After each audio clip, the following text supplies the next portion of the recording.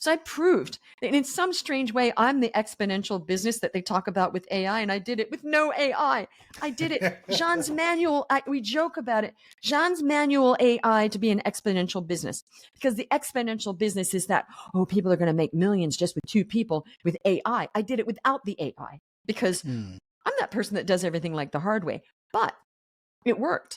And people were like, wow, I want to learn that. I want to learn. I don't like the funnels and the ads and all the hype and So again, I'm not against ads because you need ads at a certain level, but you have to have a budget and you have to have the understanding. I'm okay. It's like gambling or investing. I'm okay if I lose that money. You shouldn't be investing money that if you lost it, it's going to ruin your life. You shouldn't be investing, right? So that's the way I did it. So I love it. I only do ads now is because if it doesn't work, it's not going to ruin me. I'm developing, testing, and some have and some haven't. But they don't work as well as organic, that's for sure.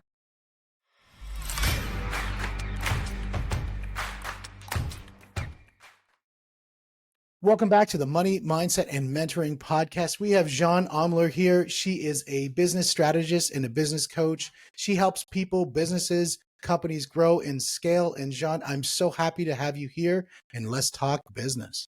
So great to be here, Steve. So we had a couple of times where we went to go connect, and I think the last time we went to connect is when I crashed my Tesla. And I said, help, I'm sorry, we got to reschedule. So thank you for shifting your schedule and getting on the show today. Oh, not at all. I think stuff happens, right? And I think we're both fellow Tesla lovers as well, too. Oh, yeah. We just figured that out a few minutes ago in the green room, as we say. I love that because I was an actress, so we did talk about the green room.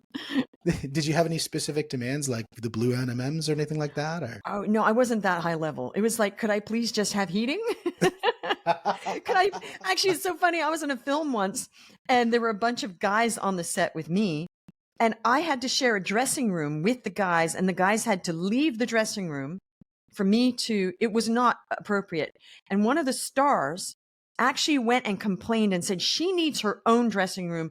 You cannot. And they did it. They gave me my own dressing room. Oh, there you go. See, yes, you're bougie enough that you got your own dressing room. There we go.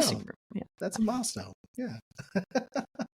So let's for people to get to know you, just share me a little bit about yourself so we can kind of build a baseline here. I'm a solo parent. I have two daughters. One's 16, one is 13. I would say that my major and main occupation in my life is being a mom, which a lot of people, try to shift to the side, and that's it really, right? It's one of my purposes in life is to bring them up well. And the other thing I do is, of course, I love my business. I'm passionate about my business. I have 3 babies, my 2 kids in the business.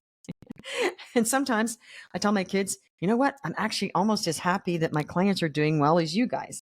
And they're like, Mom. So what I do is I help coaches and consultants and certain online service providers to maximize their sales with high ticket offers online with no ads, tech, or complications. Beautiful. That's nice and concise. So let's talk a little bit about breaking that out and what does that look like? Okay. So what it looks like is doing things as simply as possible. And I'm big about the one thing. So what it is like getting to the core of what is your offer? Who are you serving? Why is it, what are you really good at? And why would people pay you for that? And what's the value? So it is not what can I do so people pay me? It's what can I create that's so amazing and really solve such a problem that people are like, yes, I will take that. And that's the first problem sorted out. And I work with my clients on that. And then how do you get clients? Well, there's only a couple ways. There's unpaid or paid. Now, paid advertising is great. I don't mind paid advertising. I've started it myself. I spent a lot of money with paid advertising. However, you need to have a big budget for that. And you need to have the grit, resilience, and you need to have the understanding you're going to lose money. You have to have the understanding that I have a budget to lose money on ads. That's part of the process, is losing money on the ads. So if you don't have that mindset and you think it's a magic wand or you're going to just, turn on ads, I've heard people say that and I laugh every time they say I'm turning on ads. I'm like, uh-oh, da-na-na-na. There's the Jaws music playing in the background for me when I hear that. I'm like, no. So there's paid and unpaid. I'm the expert at the organic, which is the unpaid. When I got online 4.5 years ago, I was in deep debt, single mom, broke. What am I going to do? And I thought I better get online. And I actually joined a program, plonked down three more credit cards, 10 more K. And they were supposed to teach me ads. And in about a minute, I realized, oh no, I can't do ads. This is not going to work. And they said, well, no, it's not going to work. I said, yeah, I paid you 10K. So what are we going to do here? And they said, well, you have to do organic marketing. And I said, what's that? Like carrots? I literally said that. What? I didn't even know what I was so not sophisticated about online marketing 4.5 mere years ago. And they said, no, Jeanne, not like organic carrots. I said, well, what is it then? They said, just go talk to people. Go talk to people. 4 words of coaching. And I thought, okay, that's all I get. It's 4 words. Okay, what am I going to do with those 4 words? I'll tell you, if I'm not resourceful, I'm nothing. Okay, so I thought, well, I got to figure out how to talk to people, and I did. I thought this has to work. And I started figuring out how to talk to people online as opposed to offline, because I was good at that, and how to get people to understand what I do and the value of it, and to start getting high ticket clients. And I did. And on the 8th week, I got my first high ticket client, and my kids and I danced around the house and cried because it was a lot of work. I had already been through 900 conversations in Facebook Messenger and 18 sales calls to get to that point on those 8 weeks. So you got to be gritty. And I did the volume, and I was really a lot of market research. And I thought it was amazing that we can do market research like this, because we used to have to do focus groups. So I got on, and then from there, it was just snowball effect. People were like, oh my gosh, that's so simple how you're doing that. And it's about simplicity, the one thing, and not a billion things because some big, influencer is doing billion things. And I know my place. That's one thing about me. I thought, you know what? I'm not a big influencer right now. So I'm going to figure this out simply as Jeanne Omlor and help other people who are just normal people. Well, maybe I'm not so normal, but, not like... The debate's out on that. Yeah, that's right. But, just everyday people, let's just say, because I'm not a genius. I'm not. And I know nothing. I mean, I'm terrible at tech. Let's face it. I've learned a lot in 4.5 years. I've come a long way. But I should have a t-shirt that says least likely to succeed online written all over it, because, this is not like a prime candidate, right? 54-year-old woman, deep debt, knows nothing about tech, blah, blah, blah, getting online, didn't know what organic marketing was. And so my message is that anyone can do this. Anyone. If you know you're a coach and you're good at something, good, that's taken care of. How do you get your message online? How do you attract clients? Simply. And that is the solution I've solved. Nice. Right there. It's interesting because I think a lot of people, they'll run into these hurdles, and I hear this all the time, and I'm going to pick on the age category for a minute in saying that, I'm in the over 40, the over 50, the over 60 crowd. I can't pick up technology. And you hear that a lot. And I think this year is one of those years, especially with the advent of AI. And I know last year was a big thing, but I think going into this year, we're going to see it even more propagate into every aspect of our lives. And because you're hearing it from everybody AI, and the idea that what you're saying is you were able to overcome the idea that I'm over a certain age category. I'm not going to put up those mental barriers, but I'm actually going to say I'm committed to learning. Yes. And, where we look at children, we're always the best learners. I mean, you think about it, the risk that a child takes to go from crawling to walking, I mean, that's a massive shift in learning. And they do it in such a short period of time because they haven't learned these bad habits that we do as adults when we are trying to learn something. We put up all these barriers. As you and I both know, as we're coaching or teaching somebody, half of it or 3/4 of it isn't the content, but it's breaking the barriers that people have so that they're willing to learn. So it's creating that willingness to learn rather than actually, then it's like, okay, now I'm ready to learn the content. But you 100%. First have to start off with a willing to learn. So what did you do to break that barrier of saying that you're willing to learn technology and get online? Well, actually, what I did was, necessity is the mother of invention. Yeah. I figured out, because I'm a lateral thinker. Remember the lateral thinking? Remember those books? I'm actually a lateral thinker. My thing was, okay, I'm not great at all those funnels and all that. I'm not doing them. I won't do them. So what do? I talk to people simply online, and I get them in a conversation, and they say yes, and I get them on a sales call and they say yes, and there you have it. People are like, wow, no funnels. Of course I'm doing ads now. I'm always testing ads now. I want a bigger boat, right? Let's face it. I want another marketing avenue. You want to get more marketing avenues when you want to grow to 10 million, right? So it was, okay, excuse me. It was, what can I do? Now, let's be real. I couldn't do much. I didn't even know how to use Zoom. And one of my colleagues had to make a Loom video to show me how to use Zoom. And they So you said to Loom to me, Zoom. can you get on Loom? I said, I think I could do that to watch this. Yeah, I could click on that. And he was laughing. He said, I have not seen somebody as tech challenged as you in a long time. I said, okay. So I'm letting you know that I had to get a Loom video made to show me how to use Zoom. So I didn't even know how to use Zoom. But I thought, well, I could do that. Okay. So it wasn't like learned helplessness. It's like, I need to learn this while I'm learning how to do the marketing at the same time. So I thought, well, how do I do this as simply as possible? Now, the fact that I'm asking the question to myself or of myself, how do I do this as simply as possible? I'm solving that problem for a bunch of other people. Okay. And that's what I meant. I solved it for myself. And people were like, well, that is so simple. Wow. And you made $1 million in 17 months doing that? I said, yeah. 17 months, $1 million when I first started. I was doing all of my content, sales, creating content for my program because I was learning stuff, getting coaching. Okay. All the communicate, everything except for I had a VA for some of those months doing a couple hours, every day, just here and there. And then it was more. But I was on a roll and I thought, no, I can sustain, I couldn't do all of that now. But, and they were like, wait, you, no funnels, no people building your funnels, no sales, nope, you're doing everything. And they're like, wow. So I proved that in some strange way, I'm the exponential business that they talk about with AI. And I did it with no AI.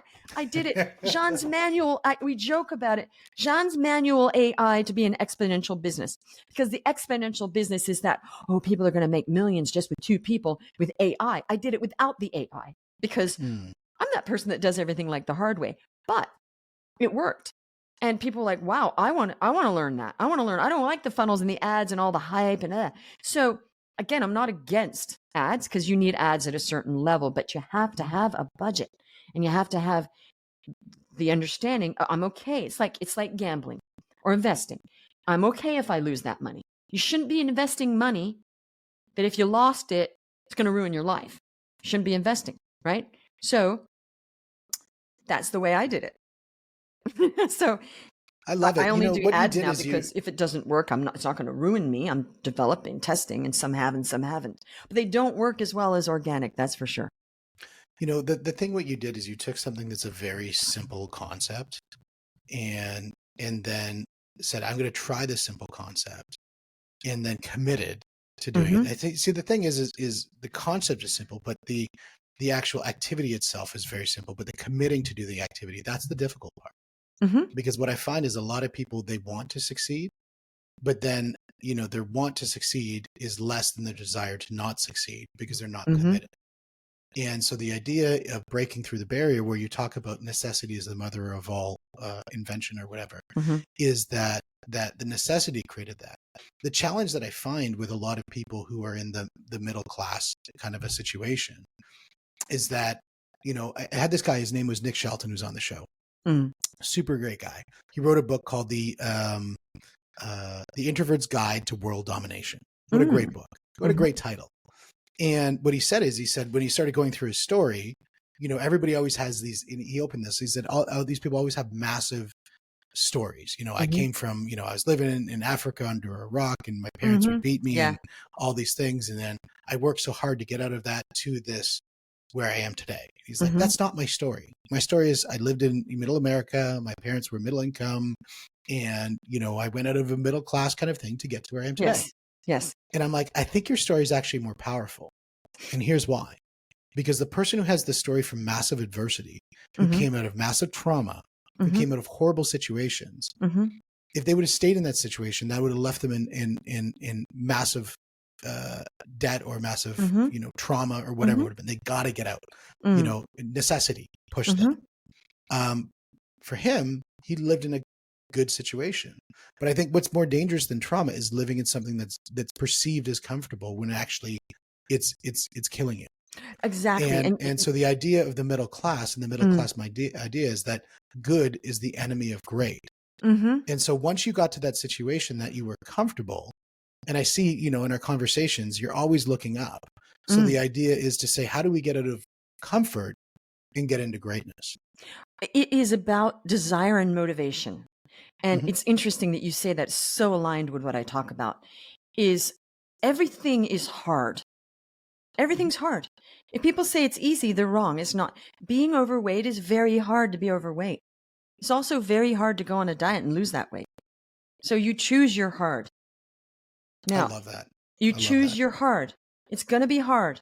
Okay. But it doesn't have to be unpleasant and you're dying. I mean, I want to help my clients do it as effortlessly as possible and get help so they didn't have to go through exactly what I went through. And, some of my clients are like, this is a game changer that I can even ask you questions and there's no support. So you're correct. I can tell somebody, hey, go do that. But if they're emotionally not mastering their emotions around the fear and the fears, we work a lot on mastering emotions in my program and also money, power, and embodiment. We work on all that. Apart from the strategy, you need both.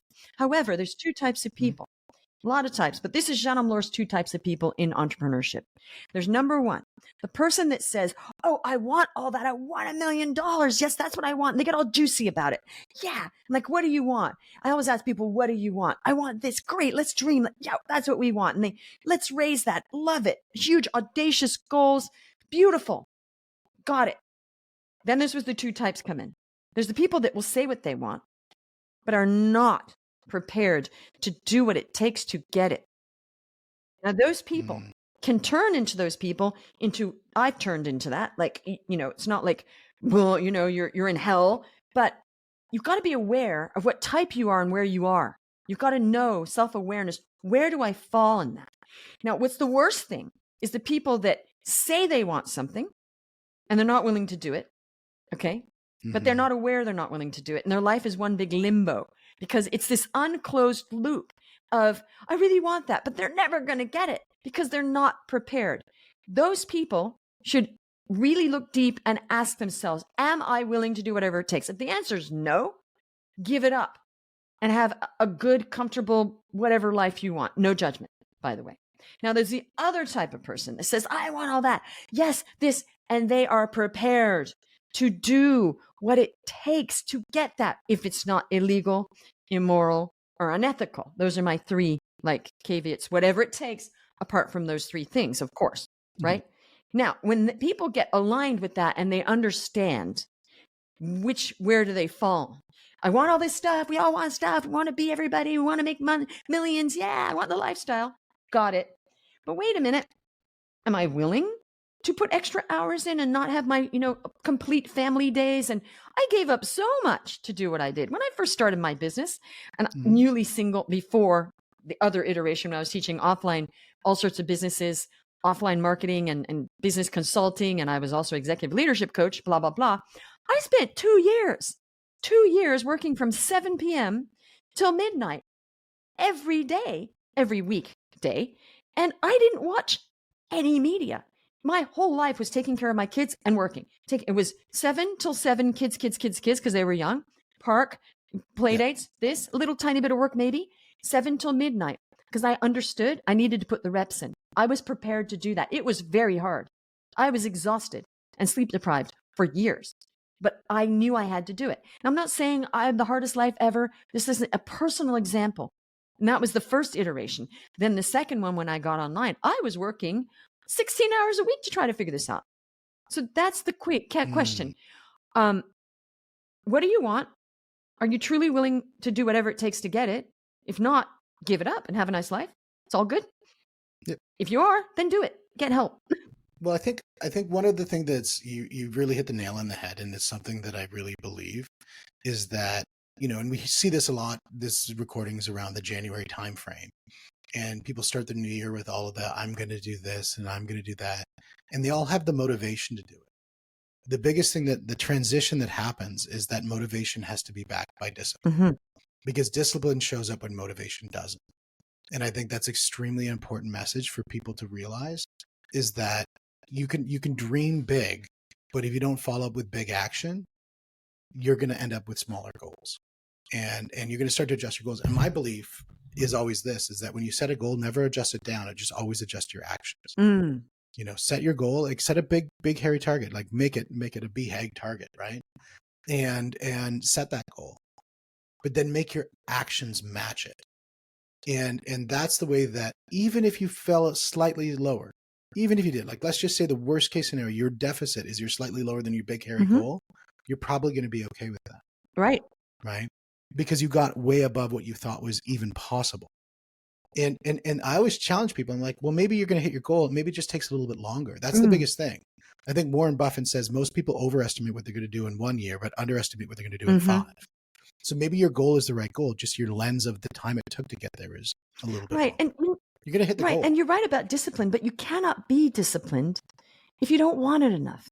Because if the motivation isn't there to be disciplined, that's hard. You know? Now, how I started the new year was this. I front load it. I don't do resolutions. I front load it. I thought, you know what? I'm launching my podcast January 1st. And you know, I just told you I front loaded that. We are dropping 60 episodes. We have 59 episodes in the can already. Okay. I just need one. Beautiful. So that was it. I thought that already started. And then you know what? I was watching a documentary on January 1st about it's called What the Health. And I decided, oh, I'm going to go plant-based right now. Right now, I'm going to go plant-based. I was almost, but I'm going to do it, except for a little here and there, you know, like like not grass-fed, wild salmon here and there. And I take collagen. And I just did it. I didn't sit around. I'm done. We're done. I saw that. I thought, why am I eating dairy and any kind of chicken? Why? Jeanne Omlor. I thought, oh my gosh, so obvious. I'm not saying you have to be plant-based. I don't judge the way people eat, just me, right? Not judging, just my personal thing. Then I said to myself, I want to get in the best shape of my life because I'm going to be 59 this year. So I hired a personal trainer. Just did it. So it wasn't even like, oh, I'm going to do this. It just, it was like a flow, just a flow. You know, already January 19th, podcast, which we've dropped already 25, 30 episodes already or more. Okay. Personal trainer. And I changed my diet. Boom. People, we don't do things enough. We sit around thinking about it. That's the problem. Yeah, I totally agree with you. I think speed is everything. And I think a lot of times when people start things, they want it perfect. And I think speed beats planning every day, all day. Because what will happen is if you go speed and you just get stuff out with massive action, what's going to happen is that massive action and speed is going to give you a lens into seeing all the things that you need to fix that you wouldn't have seen if you try to plan on something you've never done before. So it's better to just get out there and do those things because then you can explore all the mistakes you're going to make. Now, you can get a hall pass on that by getting a coach who's already made those mistakes because they're going to hall pass you to the front of the line because they're going to look at what you're doing and say, probably shouldn't do that, probably shouldn't do that, probably shouldn't do that. And I know shooting on clients is not the best thing when it comes to coaching, but giving them optics as to what the cost of making those decisions might be if they choose those paths. And so the idea is if you get in massive action, either through the lens of working with a coach or through just doing it yourself, because look, not everybody has a budget for a coach. You know, they can't get it and they just got to get out there and do things. Well, just get out and do something. Like, even if it's from a health perspective, get out and go for a walk every day. Right. If it's from a health perspective, cut out the things that are killing you. Like cut the booze out, cut the, the going to McDonald's every day. Right. And just start making those things happen. And if you start making those, you don't need a coach to tell you not to eat McDonald's. No, you don't. You know, you just do it. And the same thing in your business. You don't need a coach to tell you is pick up the phone and call somebody. You know, get onto your Instagram and start messaging people that you know and talking to them. Like get out and reach to people. You don't need a coach to tell you that. Now, sometimes you need a coach to keep up the discipline because like, hey, do that 15th burpee. Right. You know, that's really important. Yeah. But it's the idea that you should inherently, a lot of the fundamentals that we teach, they're fundamentals that people would already know to do. You know, get a podcast. We all know getting a podcast is powerful. You recorded 60 episodes. And the reason why you did that is you know it's a powerful direction for people to go. So you just did it. And so I think the big thing that, you know, you can really impart is that you just do things. Right. And you know, it's funny. We are so aligned because one of my parts of my branding is massive, messy action. MMA. Yes. I call it the mixed martial arts, MMA. I love both that is how I got where I am because I did not think about being perfect at all. So to the point that people are like, do you think you're going to get some branding at some point? I'm like, I'm good. I'm making millions of dollars, you know, finally got it. You know, it bothered people that everything was so messy. Like my lead magnets, I would just do them on a Google Doc and they were really ugly. I said, well, you know what? I made $1 million on that lead mag alone. So the thing is, people worry far too much about what other people think about them. And I'm not saying branding's not important. I'm not saying that, but it's definitely not as important as massive, messy action, because I've proven that.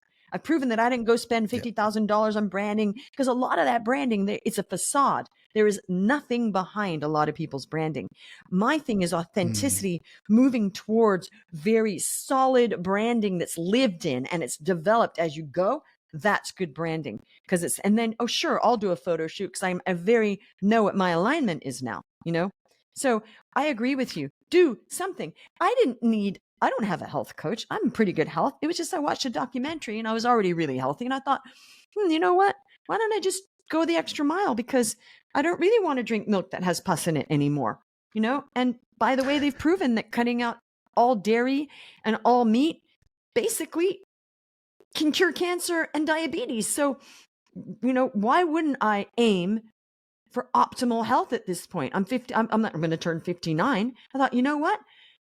In the late 50s, things are less forgiving. So I thought, I've got to front load. I love front loading.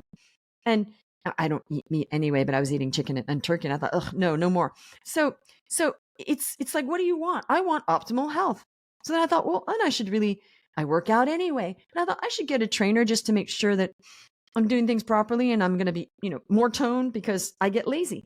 So having a trainer, doing the reps, they're like, do the reps. Okay. Wouldn't have done them myself. Totally. But yeah, exactly. Yeah, right. So, but the thing is, you can do something. It doesn't mean you're going to get the results if you don't have a coach, but I truly believe, because I always invested in a coach, no matter how broke I was. None of us, the people that are paying high ticket are not always the people that have tons of money already. They're the people that see the value, that their troubles are going to be solved and they're going to find that money. Okay. This is a myth. Well, it's a skip the line. This is a myth. Right? You have to find it wealthy allows you people. to skip the line from the problems that you have, because at the end of the day, people are always going to have challenges. And I always look as a coach, what they've done is they've invested in their business, usually either by having a coach or by making all those mistakes. And what are those mistakes? It costs them a lot of time or it costs them a lot of money.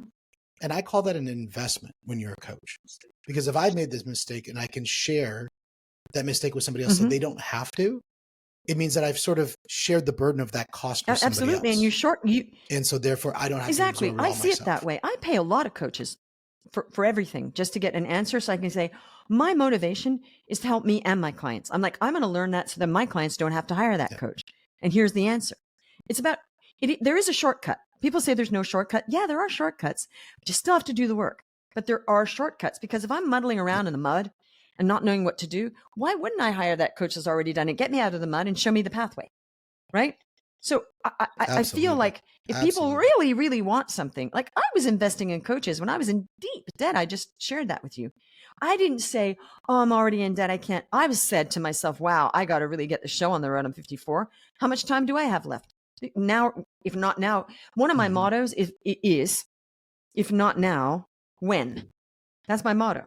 Not now, when? When? In 2 weeks, a week, a month, a year? When, Jeanne? Now. There's no time like the now. That's how I see it. Yep. And there was another one, and I think it was Jocko Willink who said this, where he said, one day or day one. And you've got to kind of hit that. And I love that. I love the mentality, because it's just, to me, is it going to be one day or is it going to be day one? You pick. Yeah. Right. And you are definitely in the day one category. We're going to agree on a lot of things. We're going to disagree. I love my red meat. And I just did an interview with a guy who talks about sell the sizzle. And we said sizzle. I'm like, oh man, I can't wait to have a really good steak.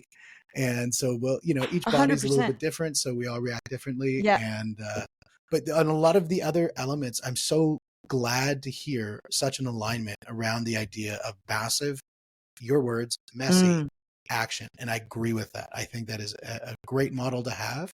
And I'm super appreciative. Oh, well, thank you. It's been wonderful. So, Jeanne, let's talk about the way that people can reach out and connect with you to learn a little bit more. Sure. We're going to have in the show notes my website page with my reviews, and people can see what my clients are doing, because I'm very it's not about me. It's about the flow through to my clients. I talk more about my client results than mine because that's what's important. So that's a great page because it's all about that. And also, my name is Jeanne Omlor on Instagram, Facebook, LinkedIn, YouTube, TikTok. I'm all over the place now. I built that up. Beautiful. Beautiful. Well, it's definitely been a pleasure chatting with you today. And thank you for spending Also, some my time. podcast. Yes. I forgot about that. We'll give you the link. I know. You cannot forget about your podcast. Wealth, Impact, and we'll give you the link to it as well. I love it. I love it. Well, Jeanne, thank you very much for joining us on the Money Mindset Mentoring Podcast, and we'll see you guys on the next one.